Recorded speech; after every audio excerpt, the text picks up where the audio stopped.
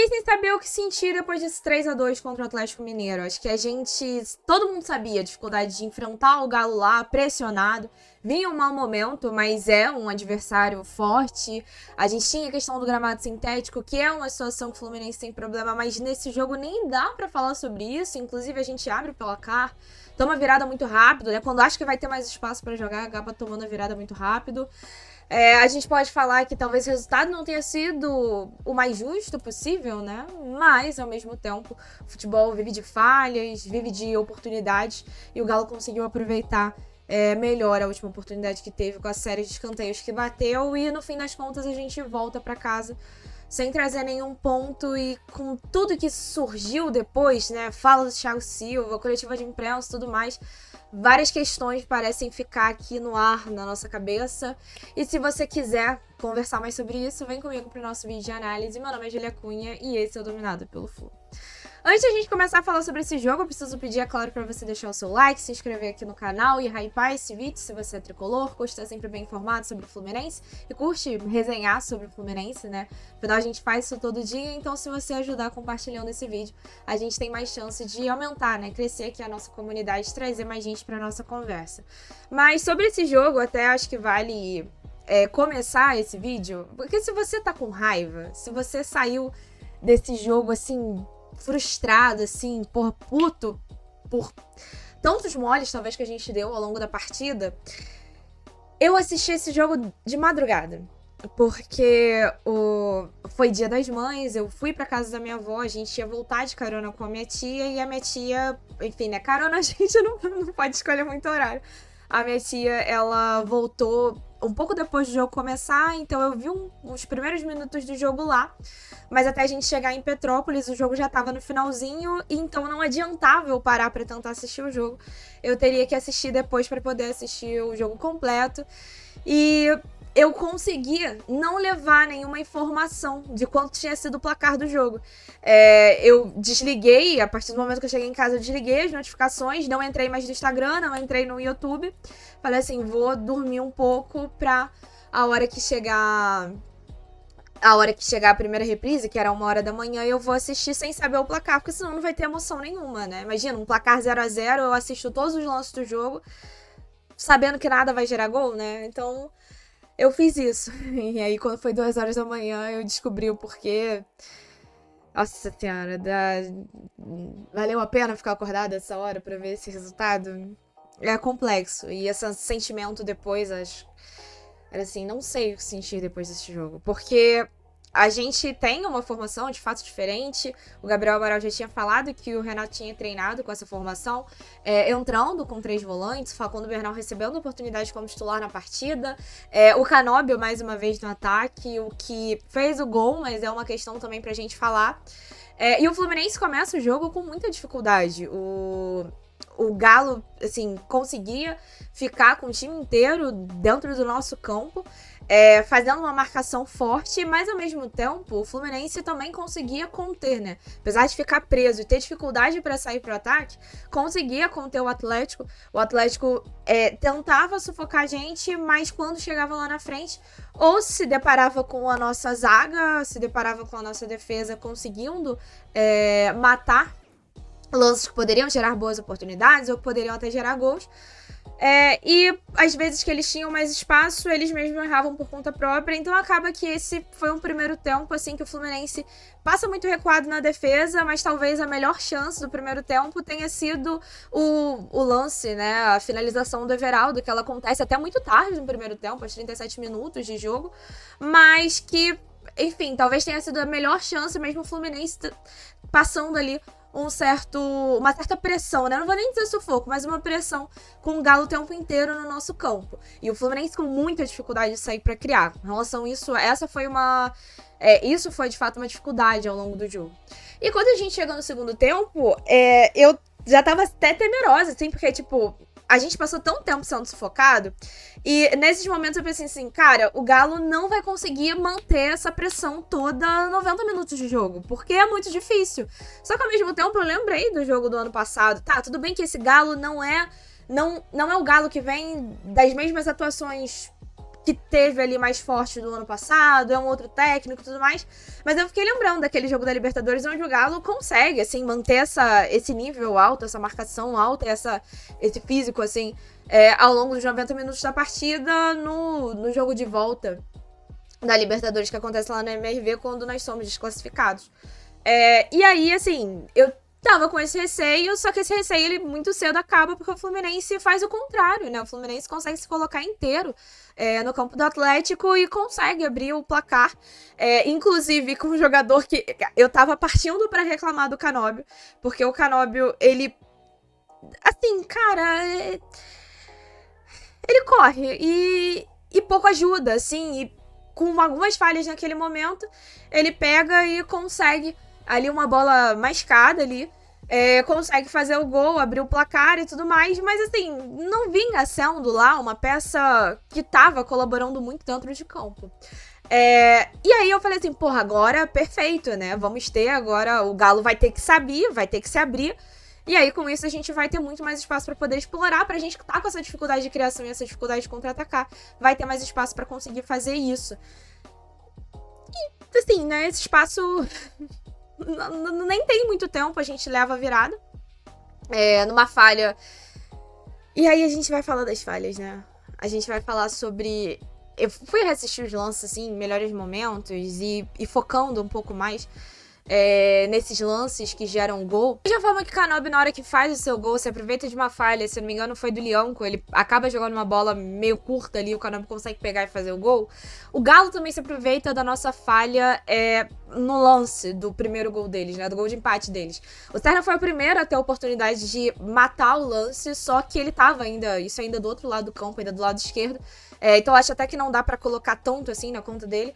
Mas quando vai pro nosso lado direito ali, quem tava na marcação era o Canóbio, o Samuel Xavier e o Hércules. E quando você vai reparar a movimentação dos jogadores, a gente coloca como uma falha de marcação do Canóbio, o gol do Rubens. E assim, sim, parte de uma falha dele. Mas é muito engraçado se não fosse trágico, né? Você olhar o posicionamento do Hércules naquele lance. Porque parece, assim, até gerar o gol, toda hora que a bola tá circulando ali, parece que o Hércules, ele é um árbitro. Que ele tá ali correndo e poupando energia e correndo só pra acompanhar os lances. Assim, cara, é vergonhoso, assim, é assustador. É o quanto o cara não faz isso a mais. Ele não faz um esforço a mais pra ajudar os seus companheiros a poder defender a meta. Assim, é estarrecedor. Eu assisti esse lance, sei lá, umas 4, 5 vezes já assisti nesse lance. Só dessa... E você fica se perguntando o que ele tá fazendo ali. Parece que ele só tá acompanhando as jogadas. Ele, em momento algum, tá tentando marcar. E aí, assim... Obviamente, a gente mais lá na frente vai chegar sobre a fala do Thiago, que a gente não tem como concluir muita coisa, mas, assim, o quanto ali faltou esforço e poderia ter sido um cenário diferente. E na sequência ali, com o segundo gol do Atlético, também é uma outra situação interessante, assim, a jogada começa até com um bom passe do Hércules pro Serna, que não consegue aproveitar e aí acaba cedendo o contra-ataque. O Hércules acompanha a jogada até chegar ali dentro da área. A gente tinha superioridade numérica dentro da área, um 6 contra 4, e acaba que mais uma vez parece que ele tá só olhando a jogada. Claro que eu não tô falando assim, meu Deus, todos os gols do Fluminense, a culpa foi do Hércules. Mas quando você começa a escutar os comentários do Hércules e você repara também na movimentação que o Hércules tem dentro de campo, parece que em nenhum momento ele se esforça pra poder ajudar nessa marcação. Ao mesmo tempo ali você pode colocar a falha um pouco na conta de Freitas e Martinelli, porque os dois dão as costas pro Júnior Santos, mas enfim, o Gabriel Fuentes, ele tinha mais oportunidade ali de ver, e o próprio Hércules, que estava mais atrás da jogada, de ver o lance acontecer e tentar correr atrás, e nenhum dos dois consegue, enfim. Mais um gol do Galo. A gente consegue virar numa jogada que parte de uma excelente assistência do Martinelli. Por alguns momentos você olha assim, aquele lance e fala assim, Ganso não tá dentro de campo, o que aconteceu? E o Serna consegue colocar a bola pra dentro, o Serna que tinha perdido a bola anterior, que cede o contra-ataque pro Galo. E ao mesmo tempo, né, Fluminense que tem... foi muito engraçado, porque assim, foi momentos rápidos. Caraca, o Fluminense tem dificuldade de fazer um gol. Fez um gol, toma uma virada rápida. Porra, vai ser um sufoco pra conseguir esse gol de empate, né? E consegue, assim. E aí desperdiça tudo ali no final.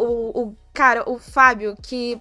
Esse elenco não merece o Fábio, cara. Esse elenco não merece o Fábio. A gente fala sobre um jogo de 3-2 que eu não consigo colocar a culpa no Fábio nos gols. O Fábio, inclusive, faz uma defesaça antes do último gol. E você pega o último gol que acaba acontecendo em cima do... O lance acaba acontecendo em cima do Thiago Silva. Engraçado que eu tava reparando na movimentação do Leonco, e o Leonco parecia que ele tava impedido naquela jogada, e eu acho que ele acaba até dificultando a marcação do Martinelli, que poderia ter tentado tirar aquela bola, porque, enfim, ele vai marcar o Leonco pro Leonco não conseguir alcançar. E o Leonco tava impedido na jogada, pelo menos assim, assistindo o lance, dá essa impressão que não tinha ninguém dando condição pra ele. Ok, ele não toca na bola, né? Então não teria... Enfim, foi gol, né? Mas eu acho que ele acaba atrapalhando a marcação.